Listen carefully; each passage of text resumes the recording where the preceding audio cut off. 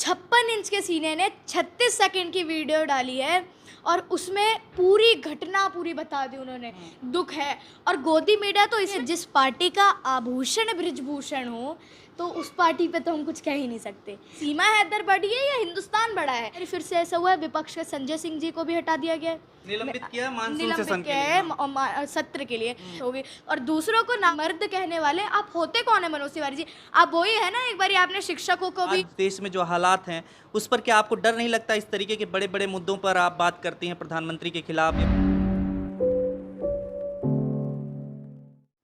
नमस्कार, आप देख रहे हैं फोरम 4, मैं हूं प्रभात। आप देख रहे हैं कि मणिपुर में पिछले कुछ महीनों से हिंसा लगातार जारी है और हिंसा को लेकर के जिस तरीके से एक वीडियो वायरल हुई, वीडियो वायरल होने के बाद लोगों की प्रतिक्रियाएं लगातार सामने आ रही हैं और लोग उससे कितना भयभीत हैं उस तरीके के कांड को लेकर के, जिस तरीके से 2 लड़कियों को निर्वस्त्र करके उनको घुमाया गया, परेड कराया गया मणिपुर में। ऐसे तमाम घटनाएं हैं ऐसा बताया जा रहा है और इसके बाद सदन में भी चर्चा हो रही है, लेकिन सदन में चर्चा हो नहीं पा रही है क्योंकि सांसद जो है सदन में चर्चा करना चाहते हैं और इस पर विपक्ष और सत्ता पक्ष दोनों एक दूसरे पर आरोप लगा रहे हैं, सदन चल नहीं पा रहा है। हमारे साथ बात करने के लिए आज संदीपनी मिश्रा हैं, जो कि आप देख सकते हैं कि ये छोटी सी बच्ची हैं, 10 साल की महज हैं और ये काफ़ी कुछ राजनीतिक रूप से काफ़ी अपना जो है विचार रखती हैं और लोगों के बीच वायरल भी रहती हैं, सोशल मीडिया में आए दिन सुर्खियों में रहती हैं। इनसे ही जानते हैं कि क्या कुछ कहना है आपका जिस तरीके से मणिपुर की घटना को लेकर के इतने दिन हो गए अभी तक वहाँ पर नियंत्रण नहीं हुआ है और जिस तरीके से आपने वीडियोज़ देखा उसको लेकर के क्या कहेंगे? देखिए, देश के लिए बहुत शर्मनाक स्थिति है कि देश में हमारे को तो बोला गया था 2014 में कि अच्छे दिन आएंगे। मेरे हिसाब से तो इतिहास में इससे बुरा दिन शायद कभी भी नहीं आया है। इससे काला दिन, इससे बुरा दिन तो मेरे ख्याल से इतिहास में आया ही नहीं है। और जिस तरह से एक प्रधानमंत्री अपने देश के ही एक राज्य में चोरी छुपे जाते हैं, चोरी छुपे मतलब धूम दबा के वापस आ जाते हैं और गृह मंत्री के उपस्थिति में ही ये सब काम हो रहे हैं, तो ये बहुत शर्मनाक बात है। एक तरफ एक असली 56 इंच का सीना जो कहते हैं कि 56 इंच का सीना, आज जब कहते थे एक अकेला सब पे भारी, आज आप एनडीए को देख लीजिए कितने गठबंधन है। 26 से ज़्यादा गठबंधन हो रहे हैं, 36 गठबंधन हो चुके हैं उनके अभी तक। और एक अकेला सब पे भारी हेलीकॉप्टर से जा रहे हैं। और दूसरी तरफ आप देख लीजिए जिनको डिस्क्वालीफाई कर दिया, डिस्क्वालीफाइड एमपी बना दिया राहुल गांधी जी को, एक अकेला सब पे भारी जो सच में जिन पे डायलॉग होता है, सूट होता है, वो शेर के बच्चे की तरह जा रहे हैं। तो आप एक तरह से देख सकते हैं कि राहुल गांधी लोगों का दर्द बांटने जाते हैं, लोगों से दर्द बांटने जाते हैं। और जो प्रधानमंत्री सत्ता में रहकर भी लोगों से मिल नहीं पा रहे हैं, कांटेक्ट नहीं कर पा रहे लोगों से। और जैसे राहुल गांधी कहते हैं ना कि नफ़रत के बाज़ार में मोहब्बत की दुकान खोलने आए हूँ, तो मेरे हिसाब से ये बात वो सही कहते हैं। 4 मई की घटना बताई जा रही है इस तरीके के और मुख्यमंत्री का बयान आता है कि इस तरीके की तमाम घटनाएं हुई हैं जिन पर एफआईआर भी दर्ज हुई थी पहले से, लेकिन कार्रवाई कुछ उस तरीके से दिख नहीं रही जिस तरीके से प्रधानमंत्री जी आकर के बोले, लेकिन सुप्रीम कोर्ट के चीफ जस्टिस के बोलने के बाद। देखिए, एक 36 सेकंड की वीडियो प्रधानमंत्री जी ने अपलोड की, 56 इंच के सीने ने 36 सेकंड की वीडियो डाली है और उसमें पूरी घटना पूरी बता दी उन्होंने। दुख है। और गोदी मीडिया तो इसमें भी कह रही है कि मोदी जी बड़े गुस्से में थे, मोदी जी सबको कहेंगे कि एक एक अंदर जेल में जाएगा। मेरे हिसाब से तो जब एक बार आपको शायद याद होगा जब पुलवामा अटैक हुआ था, तब मोदी जी एनिमल प्लेनेट पर आ रहे थे, जंगल सफारी करने गए थे, वाइल्ड लाइफ देखने गए थे और वहाँ पे वो एलिफेंट डंग से चाय बनाना सीख रहे थे। तब पुलवामा अटैक हुआ था, हमारे 40 सिपाही शहीद हुए थे, बिल्कुल आप सब जानते हैं। और फिर से जब ये मणिपुर का बात हुई है तो मोदी जी कहाँ थे? फ्रांस जगह पे घूमने जा रहे थे, कहाँ किसको पता था? आप देखिए, प्रधानमंत्री, मेरे हिसाब से तो ये प्रोटोकॉल है कि प्रधानमंत्री कहीं कभी भी दूर नहीं रह सकता है देश से, उससे हमेशा कॉल से बात हो सकती है। सत्यपाल मलिक जी ने खुद बोला था कि मैं ढाबे से मेरी कांटेक्ट हुआ था, मैं नहीं बात कर पाया था। तो प्रधानमंत्री हमेशा देश की बातों से दूर हैं, कहीं फ्रांस जा रहे हैं, कभी इटली जा रहे हैं और वहाँ के लोग क्या कह रहे हैं, जैसे गोदी मीडिया कह रही ना फ्रांस पूरा मांग रहा है, मोदी जी दे दो, तो मैं तो कह रही हूँ फ्रांस मोदी जी ले लीजिए, हमको ज़रूरत नहीं है, हमारे लिए बहुत अच्छे अच्छे प्रधानमंत्री हैं, आप मोदी जी को ले लीजिए, हम हिंदुस्तानी तंग आ चुके हैं, आज़ादी चाहिए अब। एक इस्तीफा नहीं हो पा रहा है, मुख्यमंत्री की इस्तीफा भी नहीं दे रहे हैं, इसको लेकर के इस्तीफा चाहता है, विपक्ष भी चाहता है कि मुख्यमंत्री इस्तीफा दें क्योंकि हालात पे वो नियंत्रण नहीं पा चुके। क्या लगता है, बीजेपी की राजनीति रहती है कि हमेशा अपने सांसदों, अपने नेताओं को बचाती है, जिसे आपने देखा ब्रिजभूषण शरण सिंह को लेकर के की जमानत भी मिल गई। देखिए, जिस पार्टी का आभूषण ब्रिजभूषण हो तो उस पार्टी पे तो हम कुछ कह ही नहीं सकते, जिनके आभूषण ही ब्रिजभूषण जैसे नेता हैं। और जहाँ बात रही, आपने बोला मुख्यमंत्री को इस्तीफा देना चाहिए, तो जाहिर सी बात है बिल्कुल देना चाहिए, जब उनकी स्थिति उनके कंट्रोल में ही नहीं है। जैसे दंगे ही कह सकते, दंगे से ज़्यादा ही है, दंगे ही जिस तरह से उनके कंट्रोल में नहीं है, तो मेरे हिसाब से इस्तीफा देना चाहिए या कंट्रोल करना चाहिए। डबल इंजन की सरकार जहाँ है, आप देख लीजिए डबल इंजन फेल हो चुका है। आप कहीं पे भी देख लीजिए, चाहे मध्य प्रदेश देख लीजिए, चाहे मणिपुर देख लीजिए, ये फेल हो चुकी है। मध्य प्रदेश में आदिवासियों के साथ हो रहा है, वहाँ पे भी एक तरह से ट्राइब्स के साथ ही बुरा व्यवहार होता है, मणिपुर में भी ट्राइब्स के साथ ही बुरा व्यवहार हो रहा है।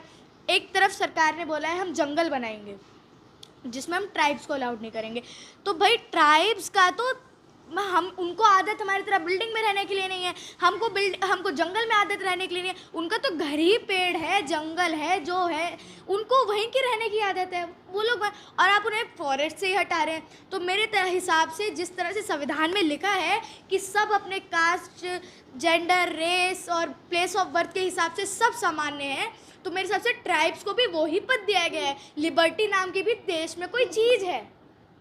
अभी आपने देखा कि शुरू से ही, जब से ये मुद्दा मणिपुर का उछला है, तब से जो सत्ता पक्ष के बीजेपी की जो पार्टी है वो लगातार, यहाँ तक कि प्रधानमंत्री ने पहले ही बयान में कह दिया कि इस तरीके की जो घटनाएं हो रही हैं वो मुख्यमंत्री को लेकर के, तमाम राज्यों के मुख्यमंत्री को कहा उन्होंने, छत्तीसगढ़, राजस्थान, कि इस तरीके की जो घटनाएं हो रही हैं उस पर मुख्यमंत्री को नियंत्रण रखना चाहिए। क्या लगता है कि जब कहीं मणिपुर की घटना को उछाला जाता है तो दूसरे और मुद्दों से जोड़ करके देखा जाता है बजाय उस पर कार्रवाई करने की? देखिए, यही तो बात गलत है कि दूसरे मुद्दों से जोड़ा जाता है। पहले ही एक ही बात से वो लोग एक ही चीज़ पे नहीं रहते, दो तीन। आप देख लीजिए इस टाइम कौन चल रहा है न्यूज़ पे। मैं अभी एबीपी आज तक देखूंगी या एनडीटीवी देखूंगी या कोई सा भी जी देखूंगी, तो मुझे सीमा हैदर हर तरफ दिखेंगी। कहीं किसी भी चैनल पर मणिपुर की बात नहीं हो रही है, तो जाहिर सी बात है मेरे गोदी मीडिया ही कहेंगे। और गोदी मीडिया ही जब बात ही नहीं कर रहा है, मेरे को तो ये शर्म की बात है कि नेशनल टीवी बात नहीं कर रहे हैं। और ये गर्व, एक तरह से गर्व की बात भी है कि सोशल मीडिया के चैनल बहुत ज़्यादा मणिपुर की बातें कर रहे हैं। और ये सही बात भी है, हर जगह एक बात को छुपाने के लिए दूसरी तरफ दूसरी बात आ जाती है। चाहे वो न्यूज़ प्लेटफॉर्म पर देखिए, हर तरफ सीमा हैदर की बातें हो रही हैं। और आप अगर एक बात पे फोकस करें, या सीमा हैदर बड़ी है या हिंदुस्तान बड़ा है, एक तरफ ये देखने लायक बात है, मणिपुर बड़ा है, मणिपुर के लोग बड़े हैं, जानें बड़ी हैं, इंसान ज़्यादा बड़ा है, या एक सीमा हैदर ज़्यादा बड़ी है, वो सोचने की बात है भारतीय जनता पार्टी के लिए। अमित शाह जी आज सदन में बोल रहे थे कि मेरा विपक्ष के सभी सम्मानित सदस्यों से आग्रह है कि एक बहुत संवेदनशील मुद्दे पर काफ़ी सदस्यों ने, सत्ताधारी दल के और विपक्ष के दोनों ओर के सदस्यों ने चर्चा की मांग की है। मैं सदन में चर्चा के लिए तैयार हूँ। इस तरीके की बात कही जा रही कि वो सदन में चर्चा के लिए तैयार है, विपक्ष हंगामा कर रहा है। देखिए, विपक्ष तो बोलेगा ही, जाहिर सी बात है, विपक्ष को तो बोलना ही पड़ेगा, क्योंकि सत्ता में जो पार्टी है उसके विरोध में तो हमेशा विपक्ष रहेगा ही। और जिस तरह से आप विपक्ष की बात छेड़ी है, जहाँ तक राहुल गांधी जी ने एक मुद्दा उठाया था भ्रष्टाचार का, आप भी जानते हैं, मैं भी जानती हूँ, और जितनी जनता देख रही है वो भी जानती है। भ्रष्टाचार का मुद्दा उठा था, अडानी का घोटाला, रफाल का घोटाला, कितने सारे घोटाले उन्होंने गिनवाए थे, और उनको क्या किया, डिस्क्वालीफाई कर दिया, सांसद पद से हटा दिया, सदन से ही हटवा दिया। आज फिर से एक बार फिर से ऐसा हुआ है, विपक्ष के संजय सिंह जी को भी हटा दिया गया, निलंबित किया मानसून निलंबित किया है सत्र के लिए। बात वैसी ही हो गई है कि सत्र से हटा दिया, चर्चा नहीं कर सकते। तो विपक्ष के लोगों को कितना उठाओगे, हटाओगे? एक ही पार्टी पूरे देश पे राज करेगी क्या? आप अपने लोगों को कुछ कहते नहीं है। आज तक ब्रिजभूषण को बेल मिल गई है, फिर से ब्रिजभूषण पर कुछ कार्रवाई नहीं हो रही है। और दूसरी तरफ आप देख लीजिए, चाहे वो आम आदमी पार्टी के हो, चाहे वो राहुल गांधी जी के हो, कहीं पे बात नहीं उठ रही है। और एक जगह मेरे को एक और बात सुनने में आई है कि मनोज तिवारी जी ने आज बहुत बड़ा बयान दे दिया है कि जो भी सदन में नहीं आएंगे, मानसून सत्र में नहीं है या जहाँ पे भी नहीं है, वो नामर्द हैं। तो एक तो आपको मैं मनोज तिवारी जी तो ऐसा नाम बन गया है कि उनका गाना एक किसी पार्टी में चला दीजिए, ये गाना घर में चला दीजिए तो शर्म के मारे सिर झुक जाता है। ये नामर्दगी की बात कर रहे हैं आप। मर्दानगी वो होती है जो सीना चौड़ा करके चले, जिसमें कोई धब्बा ना हो जिसके चरित्र पर, और आप अपनी बात कर रहे हैं। बहुत भिखारी ठाकुर साहब ने एक तरफ भोजपुरी की संस्कृति को कितना बढ़ाया था, कितने बड़े वो लेखक थे, गाने उनके आप देख ले कितना बड़ा था, और आपने 2 पल में सारी इज्जत खराब कर दी। लेकिन मनोज तिवारी का कहना है कि वो चर्चा चाहते हैं सदन में, लेकिन जो मणिपुर है उसके साथ साथ राजस्थान और तमाम छत्तीसगढ़ कांग्रेस शासित प्रदेशों में जो हिंसा हो रही है, महिलाओं के साथ जो अन्याय हो रहा है, उसके प्रति भी वो चर्चा चाहते हैं, क्योंकि इनके मंत्री कहते हैं वहाँ पर मर्द हैं तो और जो बलात्कार करते हैं तो ये लोग नामर्द हैं, इसलिए वो नामर्द कह रहे हैं। देखिए, बलात्कार की बात अगर आए तो मैंने आंकड़े निकाल रखे थे, शायद पिछली आपकी इंटरव्यू में भी मैंने बताया था कि सबसे ज़्यादा बलात्कारी अभी तक डबल इंजन की सरकार में, भारतीय जनता पार्टी में।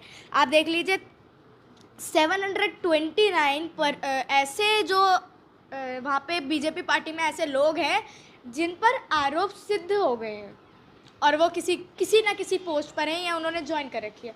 ऐसे 729 है, और 3126 करके कुछ ऐसे हैं जिन पे आरोप सिद्ध नहीं हुए हैं, लेकिन वो भी पार्टी में भी हैं, चाहे वो एमएलए की पोस्ट पे हो, मंत्री की पोस्ट में हो, सांसद की पोस्ट में हो, ऐसे हैं। तो बलात्कार की बात अगर दूसरे पार्टी विपक्ष पर आप आरोप लगाने से पहले अगर अपनी पार्टी की चरित्र पर अगर भारतीय जनता पार्टी देखे तो ये ज़्यादा अच्छी बात होगी। और दूसरों को मर्द कहने वाले आप होते कौन है मनोज तिवारी जी? आप वही है ना, एक बार आपने शिक्षकों को भी बहुत अपमानित किया था, वही है ना। उस टाइम आपको शायद याद होगा 2014-15 की ऐसी की बात है, जब आपने उन्हें बोला था कि ये स्टेज से जलील करके निकाल दिया था, अपमान करके निकाल दिया था। तो इनको तो अपनी शर्म है नहीं, दूसरों की शर्म है नहीं। और मेरे हिसाब से जैसे इन पे बाकी नेताओं पर कुछ कहने पे, जैसे राहुल गांधी जी को मोदी शब्द कहने पर जब इतना बड़ा आरोप लग गया, तो मर्द कहने पर तो बहुत बड़ा आरोप लगना चाहिए। ये तो सीधा सीधा किसी को डिस्क्रिमिनेशन क्या, किसी ना किसी पे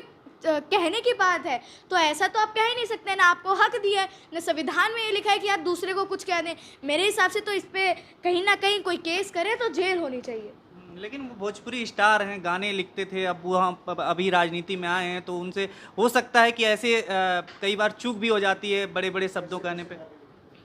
देखिए, गाने लिखते थे, कैसे कैसे गाने लिखते थे। और अगर अभी सांसद हैं तो सांसद पद की गरिमा समझनी चाहिए उनको। गाने की तो बात उनकी मैं करूँ ही ना, वही ज़्यादा ठीक रहेगा। लेकिन जिस तरह से अभद्र भाषा में कि रिंकिया के पापा या बियर पी के नाचेगी, ये सब चीज़ें आप एक तरफ देख सकते हैं। ऐसे गाने, ऐसी शब्द लिखना गानों में, तो ये तो बहुत अभद्र है। और जिस तरह से आपने बोला